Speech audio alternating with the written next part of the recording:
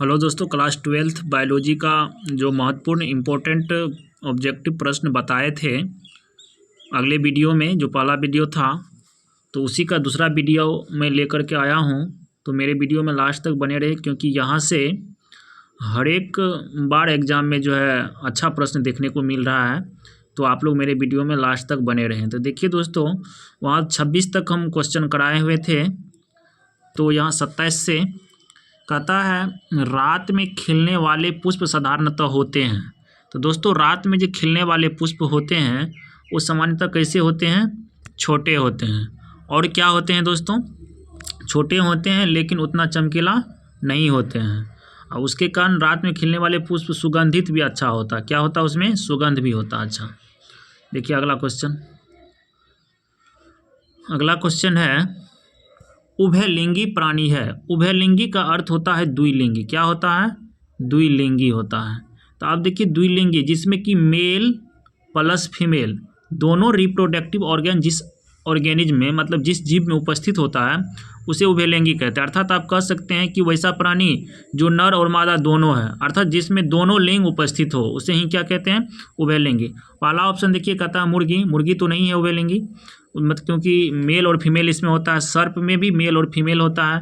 तो यहाँ पर क्या हो जाएगा? कहता उभयलिंगी प्राणी है, अर्थात द्विलिंगी। तो इसका आंसर हो जाएगा डी, केचुआ द्विलिंगी प्राणी है। अगला प्रश्न देखिए, क्योंकि हम डिस्कशन करते हुए जाते हैं तो इससे होता है क्या, और सारा भी प्रश्न इससे बन सकता है और बनता है।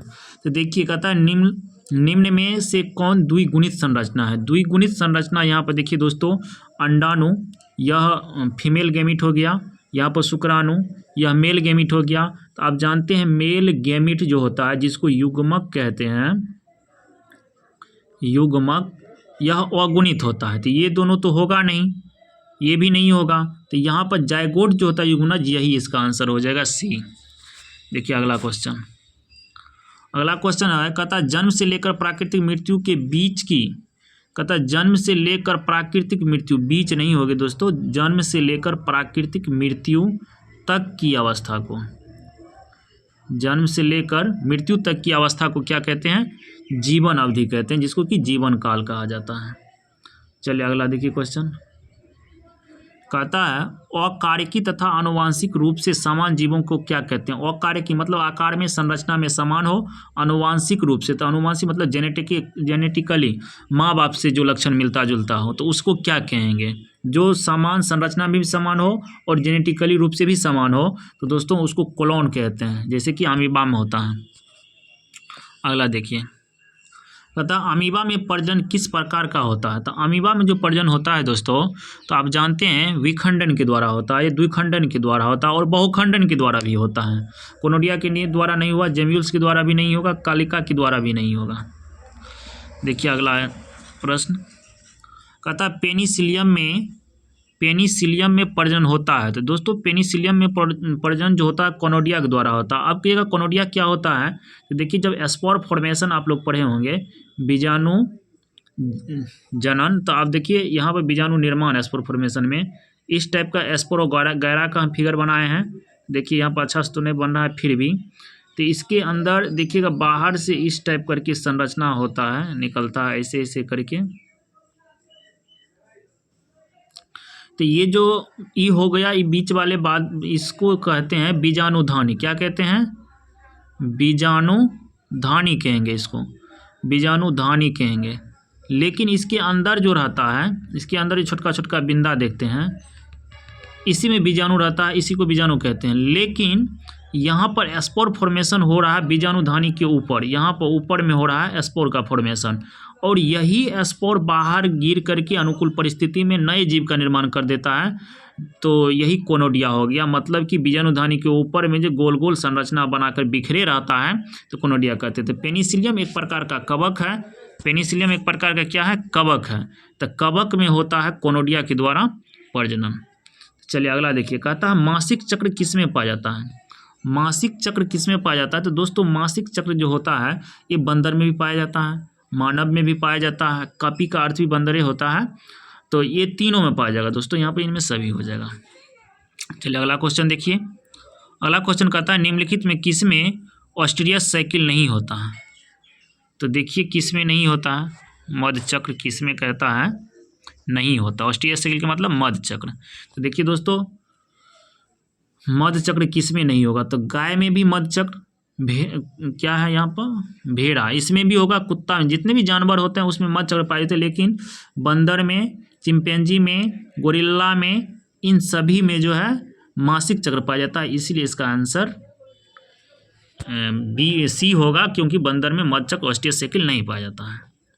देखिए अगला प्रश्न कहता है निम्नलिखित में कौन द्विलिंगी नहीं है। द्विलिंगी इससे पहले समझा दिए कि द्विलिंगी जिसमें दो लिंग हो। तो यहाँ पर देखिए फीता कृमि एक लिंगी है। उसके बाद यहाँ पर कुत्ता, कहता है निम्नलिखित में कौन द्विलिंगी नहीं है, नहीं को खोजना है। तो यहाँ पर देखिए फीता कृमि भी है, जोंक भी है, उसके बाद स्पंज भी है, कुत्ता नहीं है। कुत्ता में मेल और फीमेल होता है। देखिए अगला प्रश्न कहता है निम्नलिखित में से किसमें युग्मक स्थानांतरण के लिए जल की आवश्यकता नहीं होती है। मतलब युग्मक जो एक स्थान से दूसरे स्थान जाएगा, युग्मक का जो ट्रांसफ़र होगा तो उसमें कहता है जल का आवश्यकता नहीं होगा। तो किस में नहीं होगा, देखिए शैवाल जलीय पौधा जल में होने वाले हैं, तो इसमें तो जल का आवश्यकता हो जाएगा। यहाँ पर टेरिडोफाइटा जो होता है ये स्थल पर उगने वाले सबसे पहला पौधा है, तो इसमें स्थलीय पौधा है, तो इसमें भी जल की आवश्यकता नहीं है। उसके बाद देखिए जिम्नोस्पर्म जिसको अनावृत बीजी पौधा कहते हैं, तो ये भी विकसित पौधा है। वैसे आवृत बीजी पौधे की तुलना में थोड़ा कम है एंजियोस्पर्मिक पौधे की तुलना में, तो लेकिन ये भी बड़े पौधे होते हैं, इसमें जल की आवश्यकता नहीं है। लेकिन ब्रायोफाइटा जो होता है इसमें जल की आवश्यकता होते हैं, तो इसीलिए इसका आंसर डी हो जाएगा। इसमें जल नहीं, वो सॉरी, इसका देखिए प्रश्न ये कह रहा है कि निम्नलिखित में किस में युग्मक स्थान के लिए जल आवश्यक नहीं है। तो जल आवश्यक नहीं है जिम्नोस्पर्म के लिए। यहाँ पर टेरिडोफाइटाज है, ये भी स्थल पे रहता है और जल में भी रहता है नमीयुक्त स्थान पे, तो इसमें भी जल कम आ जाएगा। शैवाल में तो जल आता ही है, ब्रायोफाइटा में भी जल आ रहा है, दोनों जलीय पौधा, इसमें भी होगा जल के द्वारा, इसमें भी होगा जल के द्वारा, इसमें भी होगा। तो आप देखिए इसमें डी जो होता है बड़े पौधे जो हो जाता है इसमें जल की आवश्यकता नहीं होता, इसलिए आंसर इसका डी होगा। देखिए अगला क्वेश्चन कहता है भ्रूण के विकास की क्रिया को कहते हैं। तो भ्रूणोद्भव इंग्लिश में कहते हैं एम्ब्रियोजेनेसिस। क्या कहते हैं, एम्ब्रियोजेनेसिस। देखिए कहता है युग्मक की संरचना को कहते हैं, युग्मक की जो संरचना है दोस्तों उसको सिनगैमी कहते हैं। अगला आंसर देखिए कहता है इनमें कौन एक लिंगी नहीं है। सबसे ज़्यादा इसी में कन्फ्यूजन होता है कि कौन है या नहीं, पढ़ लेते हैं नहीं, लेकिन इधर हाय वाला खोजने लगते हैं। तो इसको देखिए कहता है इनमें कौन एक लिंगी नहीं है, मतलब एक लिंग किसको नहीं है। तो कुत्ता को भी एगो लिंग है, गाय को भी एक के लिंग है, तेलचट्टा में भी एक के गो, तो यहाँ पर केचुआ जो है इसमें दो लिंग होता है, इसीलिए इसका आंसर केचुआ हो जाएगा।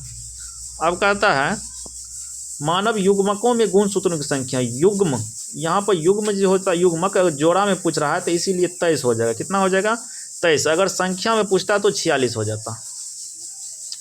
अगला प्रश्न देखिए कहता है इनमें आंतरिक निषेचन किस में होता, मतलब अंदर में निषेचन किस में होता। मछली में बाह्य निषेचन, शैवाल में बाह्य निषेचन, उभयचर में बाह्य निषेचन, आवृत बीजी होगा पौधा। देखिए अगला प्रश्न,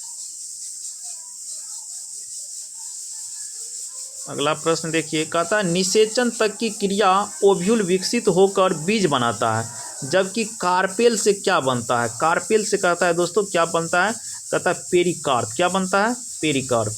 अगला देखिए कहता है निम्नलिखित में कौन अंडज नहीं है, निम्नलिखित में कौन अंडज नहीं है।